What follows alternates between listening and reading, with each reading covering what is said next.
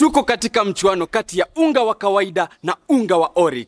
Gani itatumia unga kidogo, rahisi kupika na yenye ladha tamu? Thomas.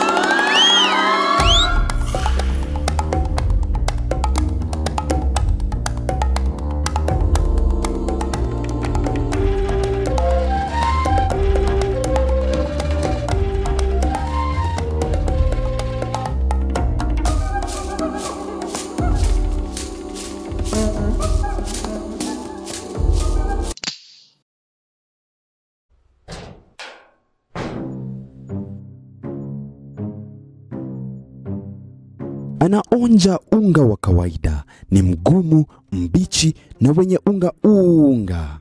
Anampa 0. Anaonja unga halisi wa Oryx. Ni mtamu.